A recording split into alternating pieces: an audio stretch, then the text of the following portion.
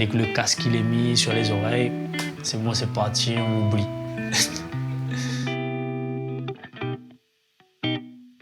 Bonjour, je m'appelle Samuel Andoche. Mes seconds prénoms sont Jean-Fred, comme mon papa, et mes proches m'appellent Samuel. Je suis né à Saint-Paul le 15 novembre 1988, soit le même jour que moi, Samuel. Plus jeune, mon dessin animé préféré, c'était Dragon Ball Z, mais je regardais aussi Naruto, Olivier Tom, Chevalier Zodiac. À l'époque, j'avais un poster de Tupac dans ma chambre. Aujourd'hui, les parcours de personne m'inspirent. J'ai décidé de m'inspirer de mon propre parcours, d'apprendre de mes erreurs.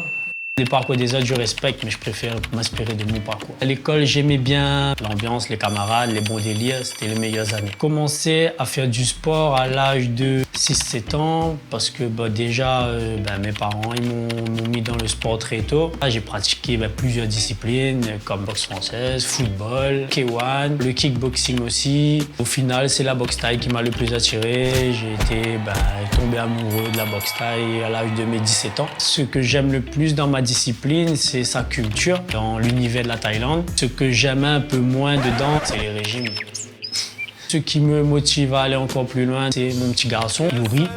Mon premier club, c'était le Team Expedito au port. Je suis passé par de nombreux clubs aussi dans l'île après. J'ai ouvert ma propre structure, le Phoenix Andoche Muay Thai Clan. C'est là où je compte finir ma carrière, former mes futurs boxeurs. Je m'entraîne un peu moins qu'avant, 5 fois par semaine. C'est pour moi un rythme de vie, ça fait partie de mon quotidien. En plus de mes 15 ans de pratique, mes meilleurs souvenirs sportifs, ça a été quand j'ai obtenu mon titre mondial en 2012. Le premier Thai fight que j'ai fait.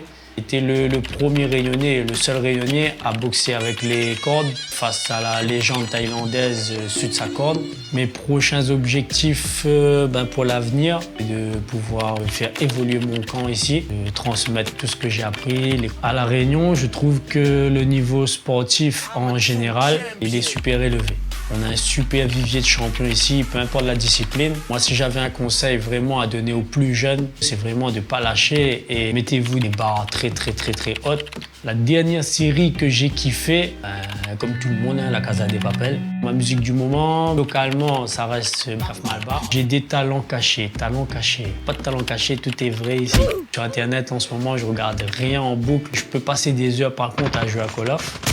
Les réseaux sociaux, pour moi, c'est la plus grande plateforme d'échange, que ce soit culturel, médias, information, même humainement parlant. Je relaye beaucoup mes informations là-dessus, beaucoup mon actualité sportive. Ils ont leur côté négatif, mais ils ont aussi le côté positif de pouvoir voir ce qui se passe dans le monde et rester connecté, comme on dit. Je suis beaucoup d'actualité du sport en général parce que pour moi, c'est important de tout suivre. Je regarde beaucoup tout ce qui est documentaire et interviews sur les sportifs.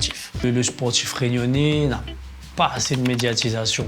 Là, vous voyez, c'est un média consacré aux sportifs. Donc, c'est ce qu'il faut. Voilà, je vous ai dit ce que j'avais dans ma tête. J'ai dit que des trucs vrais.